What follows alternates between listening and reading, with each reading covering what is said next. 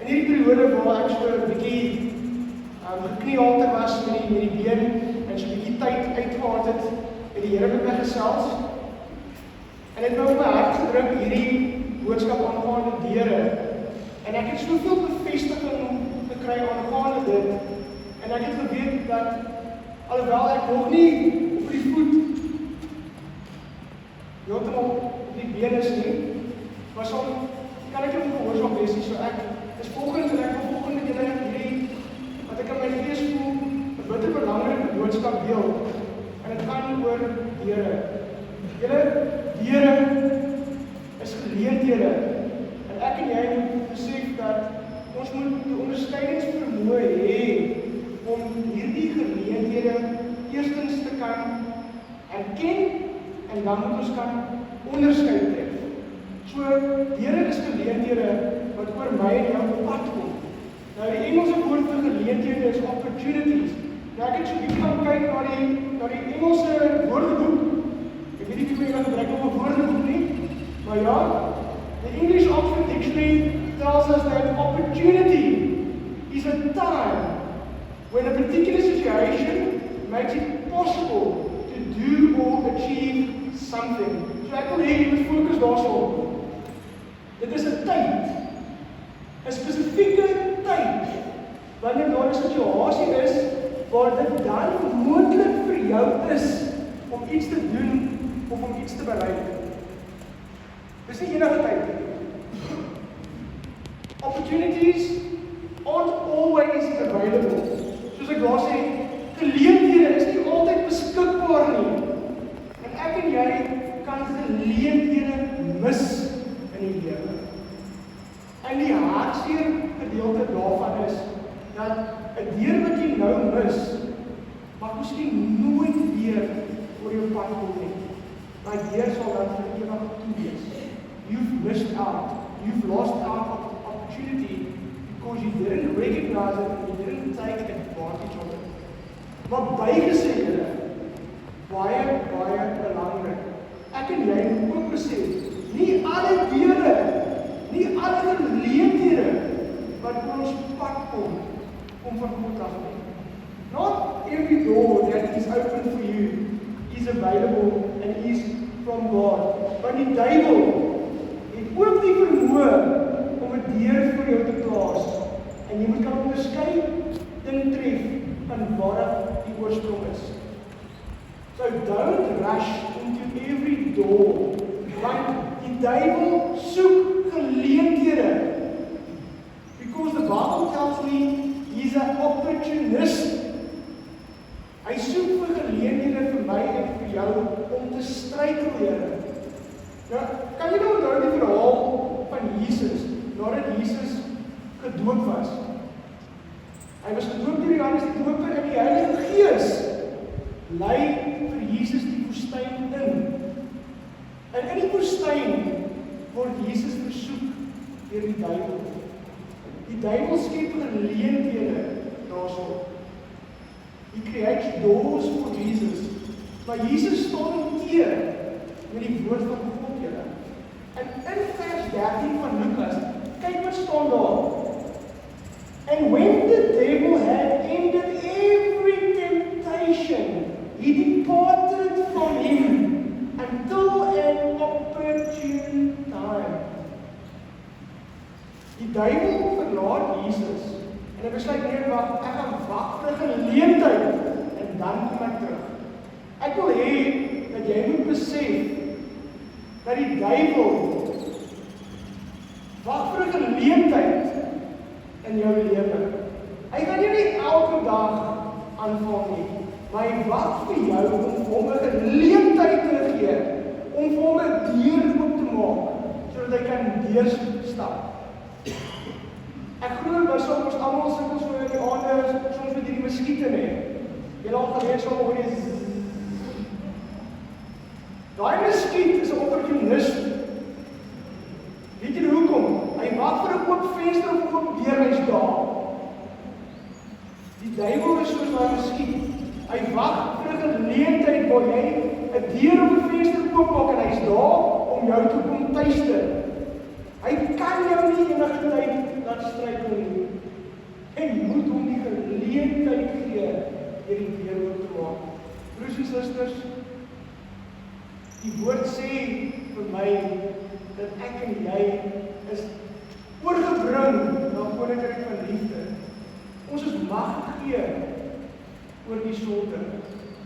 Maar ek en jy kan toelaat, ons kan hy mag afstaan en ons kan struikel. Nou julle, Efesiërs 4:27 sê, and give no opportunity to the devil.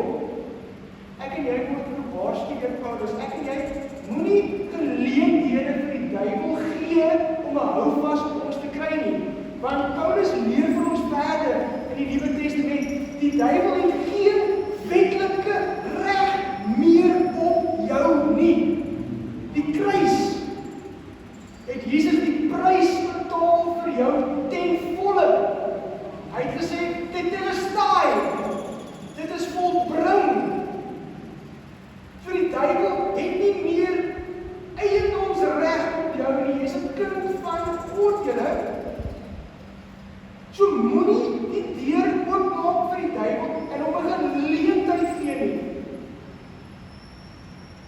Want ons sien dit in die woord, hy is 'n opportunis, hy soek daar die geleenthede om by my en jou uit te kom en om ons te kom tuister. Maar oké, genoeg vir eers vir jou duiwel. Want ek wil kom met julle praat oor God wat ook deure vir ons plaas. En hierdie deure is belangrik, familie, want ek en jy wil nie daardie deure, daardie geleenthede in ons lewens mis nie.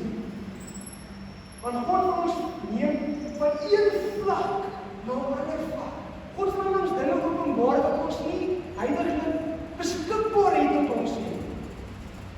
As jy in hierdie vertrek sit en daai kamertjie met die twee deure agter, jy kan nie sien hoe in daai kamer kan gaan totdat jy deur daardie deur gestap het nie. Tot en met dan het jy net dit wat voor jou is. Nou julle, nie elke vertrek het die deur aan. Soos julle in 'n stap het vir hierso in hierdie voorportaal kan julle sien, hier's nie 'n deur wat ons weghou van die binne af nie. Maar daar's ander vertrekke met deure waar ek en jy toegang toe moet kry deur daardie deur oop te maak.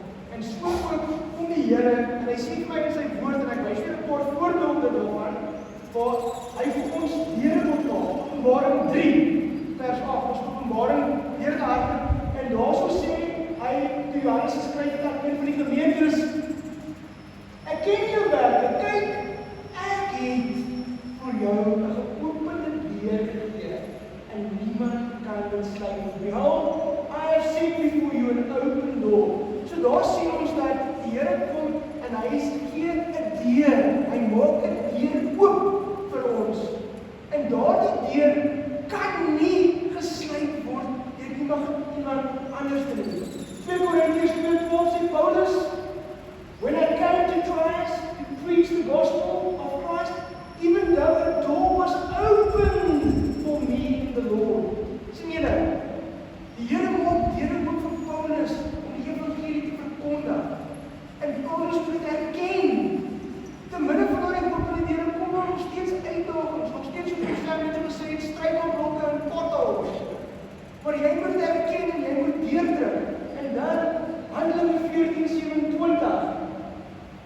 En toe hulle daar kom en die gemeente saamgeroep het hulle verslag gedoen van al die dinge wat God met hulle gedoen het en dat hy 'n deur van geloof vir die heidene geopen het.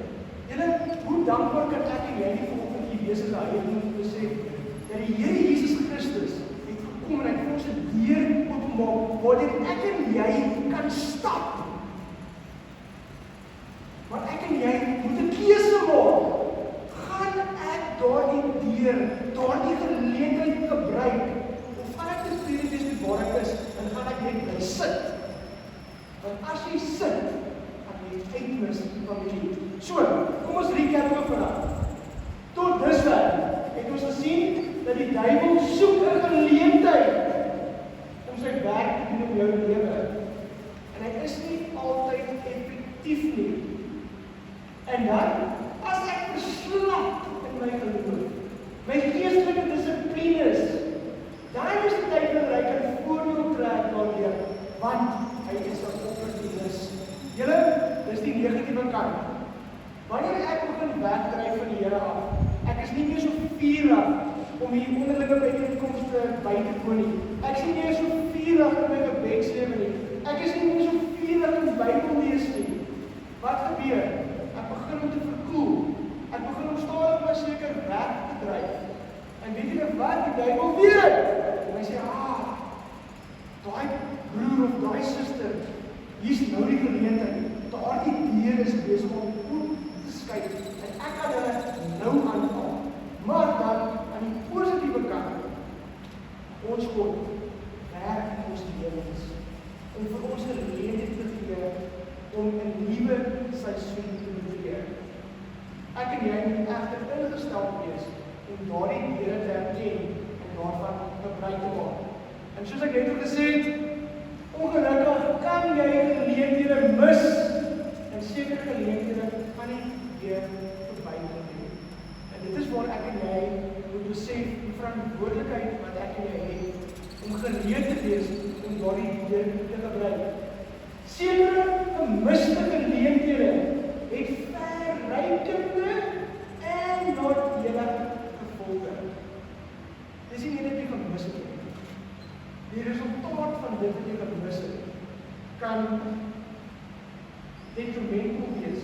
Okay, wie van julle nog nie gehoor van koning Agab en koningin Jezebel? Ons almal ken die verhaal van hulle twee. Ek wil vir julle sê, soos ons nou hier kan sien, was 'n les om te leer, want koning Agab was nie 'n goeie koning. Hy was een van die slegste konings wat oor Israel regeer het. En as jy dit kan onthou, sy vrou was nog erger. In die tyd toe hulle regeer het, het dit baie woes gegaan. Kom ons kyk net in Koning 16 gou. In the 38th year of Asa, king of Judah, Ahab, the son of Omri, began to reign over Israel. And Ahab, the son of Omri, reigned over Israel in Samaria 22 years. And Ahab, the son of Omri, did evil in the sight of the Lord, more than all who were before him. Kan julle sien? Hierdie koning was van die pad af gewees. Hierdie koning het dit tot 'n nuwe vlak geneem van hoe dinge in Israel was daarso. Maar sy lewe kon heeltemal anders uitgedraai het. En ek wil vanoggend vir julle wys dat God hom weer beskikbaar gestel. Maar hy het besluit om nie daardie deur te gebruik nie. En daarom wil ek hê dat ons moet 'n paar lesse hieruit neem vanoggend in die bepaling. Ek kan nie vanoggend vir julle lees van 1 Konings 16 tot 20 nie, maar ek wil vir jou uitdaag. Gaan lees hierdie verhaal vir jouself. En ek gaan dit vinnig vir julle so 'n bietjie parafraseer in my eie woorde. So, ons het hierdie koning Agab. En hy is getroud met Jezebel. En in Israel is die aanbidding van Baal 'n nuwe hoogte. Daar is Baal-profete en ons sien dat die profete van God word uitgeroei. Hulle word doodgemaak. En Elia vlug. En gedurende die periode is dit waar Elia bid en hy sê, Here, sluit die hemele, geen reën nie. En die hemele word gesluit.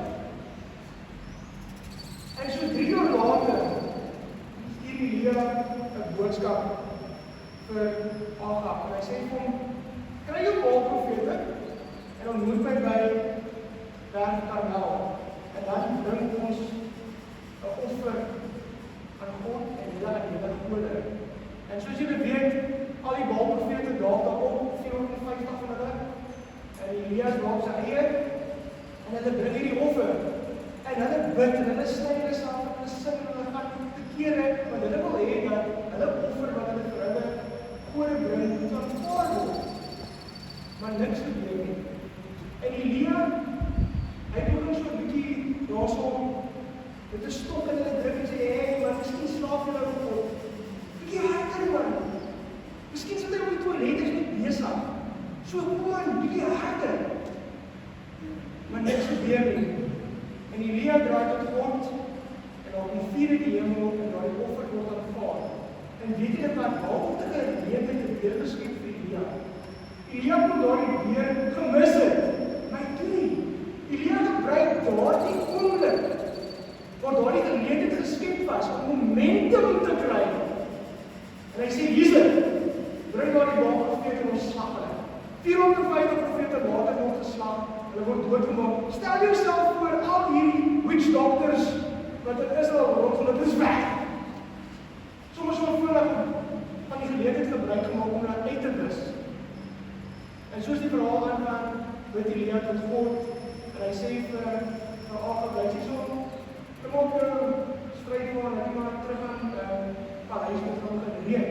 En dan het interessante gedeelte daarvan sien, hierdie stryd van vertrek, die hele tyd, word ingedraaf door Elia. Maar sê hoe dat hy in die heen kom. Perk bestryd word, en Elia draaf, en God het die kracht laat, en sê, hey, wat het doen. Maar ja, dan interessant, kyk wat gebeur in 1 Konings 20 vers 13. Neem jy die Bybels? Ons baie na die boek van 1 Konings 20. En lees ons hierso wat die woord van God ons sê. Nou, opeens kom daar 'n profeet na Agab, die koning van Israel, en sê, so spreek die Here, het jy hierdie groot menigte gesien? Kyk, ek gee hulle vandag in jou hand, dat jy kan weet dat ek die Here is. Gedurende hierdie periode word Israel aangeval. Nou ons het nou gesien dat Agab is 'n slegte koning. Hy doen alles teen God se wil. Ons sien Elia het die Baal-profete uitgewis en ons het gesien Agab het geleentheid gekry om te sien hierdie waaragtige God is. Hy het die werk en die krag van God gesien. En nou kom hierdie menigte teen hom en God stuur 'n profete om toe. En hy sê vir hom, kyk, hierdie wat teen jou kom, gaan ek in jou hand vir jou gee. Hoe lief het ons God nie? 'n koning wat sleg is. Wat nie 'n liefde vir God vir hom, God sê vir jou, ek gaan jou vyand in jou hand gee. Ek gee vir jou die geleentheid, ek skep vir jou die weer. Vers 22 sê vir ons, toe kom die profeet na die koning van Israel en sê vir hom, gaan, wees sterk en ondersoek en kyk wat jy moet doen. Maar na verloop van die jaar sal die koning van Aram teen die optrek. So wat hier nou gebeur het is dat God het vir die vyand in sy hand gegee. En ons sien dat hulle het gevlug. Daar in vers 22 gaan jy die verhaal gaan lees, maar hierdie koning Ben-Hadad het vrygekom en op 'n perd gespring en soms 'n perderuiters gevlug, nadat God die Arameërs verslaan het. Julle, maar dan sê hy, hierdie profeet aan die koning, luister so 'n jaar later, en 'n week in jou opkom, hierdie koning wat probeer om jou te vernietig, en jy moet gereed wees. So, jy vra vir my miskien nou, pastoor, okay, ek luister nou hierdie verhaal van Agab, en ek hoor wat jy sê, maar hoe is hierdie van toepassing op my lewe? Wat kan ek daaruit trek? Ek wil vir jou sê, die lewe skep oomblikke vir my en vir jou, waar ons momentum in ons geloof bou. En ek en jy gedurende daardie periodes nie daardie weer mis wat God vir ons beskikbaar stel om geestelik te groei nie. Want daai deur is krities. Want God het vir my en jou 'n deur tot redding gegee. Hy plaas dit in my en jou hande. Maar as jy onverskillig en onmaklik raak, kan jy dit deur jou vingers maak. Ek en jy moet nie toelaat dat ek en jy dit deur ons vingers laat gaan. Die eerste keer toe die koning van die Arameërs gekom het om Israel aan te val, het hierdie koning gevlug op 'n perd saam met die ruiters. God het vir Agab nie verantwoordelik gehou vir dit nie. Maar hier die tweede deur, sê hy vir Agab, maak jouself gereed, ek gaan hierdie koning van die Arameërs in jou hande vir jou plaas. Jy moet hom vernietig. En wat gebeur? Ons gaan sien dat Agab laat daardie koning deur sy vingers steek. En laat daardie geleentheid deur sy vingers. En daardeur word hy verantwoordelik gehou. So, julle, het jy al daardie oortuiging gehad, 'n gevoel? Ek wil amper praat van soos 'n magnetiese trek af ervaar in jou lewe, waar jy voel God praat met jou direk. Hy's besig om deur die Heilige Gees jou te oortuig. Hy lig areas in jou lewe uit wat ek jou sê, jy moet dit aanspreek. Jy moet ontslae raak van hierdie ding. Hy praat met jou en sê, luister son, fokus op jou gebedslewe. Fokus op tyd in die woord. Waar jy die dringendheid in jou gees. Daai geleentheid word beskikbaar gestel vir jou. Jy moet vir hierdie geestelike groei. Maar ons moenie toelaat dat ons dit deur ons vingers laat glip nie. Ons moet daardie oomblikke herken. Want as ons nie, kan jy jouself bevind waar Agab was. Vasgevang agter 'n toedeur en jy dryf terug na jou ou lewe, na jou ou self. Here gee toegang tot ervarings en vlakke wat jy nie voorheen gehad het nie. Maar hy neem jou na 'n ander trek, na 'n nuwe seisoen. Maar ek en jy moet erken, is daar nie dit kort of is daar nie dit toe. So, Here bly ongelukkig dikwels slegs vir 'n kort rukkie oop en kan toegemaak word en die geleentheid is daarmee jy. Een van die gevaarlikste gesegdes wat ek en jy kan sê is, ag, wat is so baie, ek kan dit môre doen. Broers en susters, môre is baie gevaarlik, want môre is nie beloof aan elkeen van ons nie. Wanneer jy nou die dringendheid het, wanneer die Gees jou oortuig, maak werk daarvan. Gebruik van die woord, daardie geleentheid wat God vir jou skep. Ons ken die verhaal van Noag. Noag met die vloek die ark. Noag het die boodskap verkondig van God se oordeel, die reën kan kom. Die ark se deur was tot gewees, van almal om in te kyk. Maar daar het 'n tyd gekom toe daardie deur toeslaan. Daai deur was nie vir ewig daar beskikbaar nie. Ons almal ken die verhaal van die 10 maagde. Maagde. 'n Maag is iemand wat rein is. Maar daar was 5 verstandig en 5 dwaas. Toe daardie deur toeslaan, was dit 'n raad vir daardie 5 dwaase maagde. Hulle het daardie deur gekom en het geklop.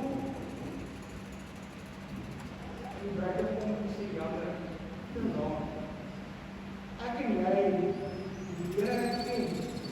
En ek en jy moet besef dat wanneer ons daardie deur erken en bevestig het dat daardie deur van God is, moet ons hom gebruik voordat daardie deur toeslaan. Maar familie, ek moet ook vir jou sê dat jy moet besef, soms moet jy klop aan 'n deur. Jy kan by 'n deur kom, maar die deur gaan nie oop wees nie. En die woord van God sê vir my, klop en dit sal oopgemaak word. Bid, sê Paulus in Galasiërs vir ons, dat God die deur sal oopmaak. As dit die oortuiging is, die Heilige Gees het jou gespreek en gesê, dit is die doel wat hy vir jou het in die liggaam van Christus. En jy kom by 'n deur en daardie deur is toe. Jou verantwoordelikheid is om te klop, te bid daaroor, maar ook soms benodig jy 'n sleutel. Party deure is gesluit. En ek en jy het 'n sleutel nodig om daardie deur oop te sluit. Nou wat is 'n sleutel? 'n Sleutel is 'n voorbereiding.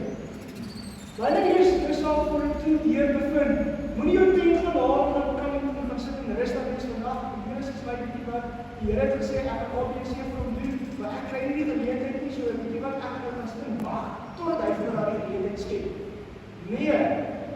Partykeer is dit juist in daardie periode wanneer jy wag vir daardie deur dat jy moet voorbereiding tref, so soos wanneer daardie geleentheid gegee word, jy gereed is. Familie, ek kan getuig hoe dit in my lewe gewerk het, waar ek die Heilige Gees oortuig is dat, luister so, jy moet ABC doen. En as ek nie ABC gedoen het daardie gebore toe ek daardie oortuiging gehad het nie, sou toe die tyd aangebreek het, ek het gereed gewees daarvoor nie. En daai geleentheid sou by my gesy het, en ek sou nooit daardie probleem gehad het nie. So ek wil vir jy sê, wanneer jy voor die deur kom, bid, klop en maak gereed. Moenie net wag vir 'n geleentheid. Berei jouself voor vir daardie geleenthede. Want deurbrake, blessings, is wanneer voorbereiding geleenthede ontmoet. Hier is daardie ene weer. Moenie net sit en wag vir 'n geleentheid om op jou pad te kom nie. Berei jouself voor vir daardie geleenthede. Want jou deurbraak, jou blessing is juist wanneer jou voorbereiding geleenthede ontmoet. So, ongelukkig mis baie mense uit op geleenthede omdat hulle nooit daarop voorberei was nie. Sleutel is gelyk aan voorbereiding. Miskien sit jy hier vanoggend en jy sê, die Here het aan my geopenbaar dat hy het 'n plan vir my lewe. En weet jy wat, pastoor, ek sit nou al 3 jaar, 5 jaar, 10 jaar en ek kry nie 'n geleentheid nie. Daai deur bly toe. My vraag aan jou vanoggend is, wat is die voorbereiding in jou lewe? Sit jy in jou tent en besig om te kamp? Of het jy werk gemaak daarvan om voorbereid te wees om die sleutel te ontvang, so wanneer daardie geleentheid verbykom, jy hom in die deur kan sit en kan draai en hom oop te maak. Bid jy nog? Klop jy? Maar dan, soos ek net gesê het, moet jy ook waak om nie agter elke deur aan te stap. Jy moet onderskeidingsvermoë hê, want nie alle deure is seëning nie. Daar's sekere deure wat as toetse vir jou geplaas word. En daarom is dit so belangrik dat ek en jy nie toegelaat word om deur ons sigtelik te word nie, maar dat ons gelei word deur die Heilige Gees. So belangrik. Vertrou die Heilige Gees. Hoe sê dit in Engels? When in doubt, throw it out. Romeine sê, enigiets wat ek nie geloof nie is sonde. Romeine 14:20. So as jy twyfel, trek jy hande op. Dan moet sekerheid wees oor dit. Enige deur wat jou integriteit benadeel, waar jy moet bid om deur te stap, is van God af. Ek sê vir nou, dis baie belangrik om te besef, as jy moet verander, as jy jou integriteit moet verlaat, om deur die deur te stap, daai is nie God te gee. Jou baas sê, ek wil hierdie verhooging gee, maar weet jy wat, al die sê, jy moet vir my so 'n bietjie, hierdie boeke so 'n bietjie dikkel, daar sal ons nie so baie kans betaal nie. So, maar so, as jy hierdie kwyt, dan kan jy die hoof van die rekenmeesters maak. Daai deur is nie van God af. Jy moet sê, waar ek en jy moet bid om deur te stap, tot die kwijt nie. En het is so maklik, familie, onthou julle die verhaal van Dawid. Dawid was gesalf as koning van Israel, toe hy nog 'n herder was as 'n vader. En hy het voorbereiding gehad, hy het 'n sleutel gereed gekry vir sy geleentheid, en weet jy wat, terwyl hy skape opgepas het, het waar hoofdiere gekom, wat daar die skaap aangeval het, en hy het 'n slingervel hulle doodgemaak. En weet jy wat, hy het daardie sleutel verfyn. En toe eendag toe hy gestuur om die kos op sy brief te vat, kom hy daarso, en hier is hierdie groot Filistyn in Goliat, besig om God te beledig. En weet jy wat, God sê met deur vir hom 'n geleentheid om deur te stap. Hy het die sleutel. woestynne vra. En hy stap vir daai weer, en hy het die groot oorwinning vir God, as gevolg van dat hy voorberei was, op daardie geleentheid wat hom gegryp was. En so ken ons verhaal gaan aan, en Saul is koning, en Saul word jaloers op Dawid. Soveel so dat hy probeer om Dawid dood te maak. En Dawid bevlug. En Dawid bevind hom in 'n grond saam met sy manskap om dit om weg te kry. En wat gebeur? Daar dieselfde grond gebruik koning Saul, want hy het 'n behoefte. Hy moet toilet toe gaan. En hy stap al in en hy wat sak sy broek. En hy sit op die toilet. Een van Dawid se manskap sê, hy sê nou, God het jou vyand in jou hand gegee. Hoe maak jy bestie nou? Ons het een meeste wat en jy stap hier in die skoling van Israel nie. Jy is geseer. En weet jy wat? Hoeveel van ons sou gesê, God het dit gedoen, dis in my hand gegee. Want God het gesê, ek het my vyand in jou hand gegee. Dawid besef daar en dan, hierdie deur is nie van God. Want as ek hierdie deur moet gebruik, moet ek my integriteit verlaag. Ek moet buk om hierdie deur te stap. Ek gaan dit doen. Die woord van God sê, ek lig my hart in die gesalte van die Here. Die Here sal op sy eie tyd vir ons kyk na God. En soos ons weet, het God juist dit gedoen. Nou julle, ek wil hê dat jy moet besef, die duiwel is bitter lief om 'n deur van kompromie te skep. Ja, dit is waar. Kyk, ek wil hoor dit is dit is nie so lekker man. 'n Dans met ons ek moet net 'n bietjie meer van die is nie minder van daai. Julle, omstaan, jy het nie my boodskap geken nie, maar jy het gesels oor kompromie volgende. Maar jy gesê ons moet nooit 'n kompromie aangaan nie. Die Heilige Gees sal ons oortuig van die pad wat ons moet vat. So, ek wil elkeen van julle my insluit en uitdaag om in hierdie seisoen te fokus en die deure te erken wat God vir my en jou oopmaak. Ek wil hê ons probeer daardie deure stap van my. Ons moet nie vasgevang word aan die kant van die deur nie. God wil ons vat na 'n nuwe seisoen in jou geestelike lewe, waar jy moet deurstap. God mag jou moontlik uitdaag om in hierdie seisoen aandag te gee, om meer te bid, om aan jou reining te werk, eis in die Here. Jy het Gees oortuig van ons al lank. Daar weet jy nie die reg nie, en swak is, die vlees is maar swak, maar die Gees is gebid, die Here het gesterf vir ons sondes. Die Here het gesterf om vir oorwinning te gee, en ons vry te koop. Gee aandag aan die Heilige Gees, en laat hy jou help om jou tempo te reinig, om daardie veranderinge in jou lewe aan te bring. Sorg op die leiding van die Heilige Gees. God verskaf genade ons elkeen, maar hy hou ons verantwoordelik vir wat hy in ons hande plaas. En as ons dit deur ons vingers laat. Familie, moenie dit wat God in ons hande plaas deur ons vingers laat verloor, want verspilde geleenthede is 'n tragedie. Ons kan sien in die verhaal van Agab, God het hom geleenthede geskep om tot God te draai. Om dit wat hy besig mee was, agter te sit en weer 'n nuwe seisoen te betree. Daar was momente in sy lewe gewees. Hy het die koning verslaan. Die tweede keer toe die koning in hom toe verslaan hy hom weer. Maar hy maak die fout. God sê, maak hom dood.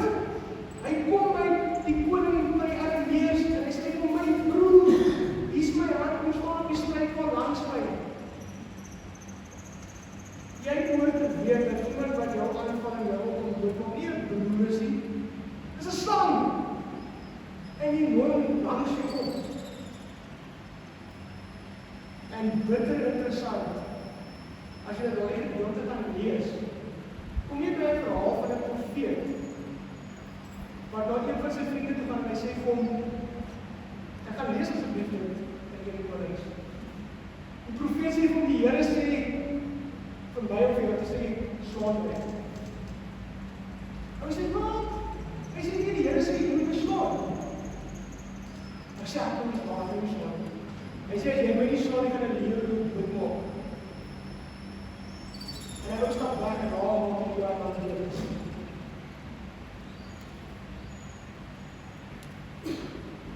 Die profeet gaan na 'n tweede man toe. Hy sê vir die man, die Here sê, slaan my. Die broer sê, joh, wag ons so lang, jy moet nie slaan my. En hy panel weer vir daardie profeet. En daardie profeet se verbande op. En hy sit langs die pad. En koning Agab kom verby. En hy sê vir die koning, hy sê so,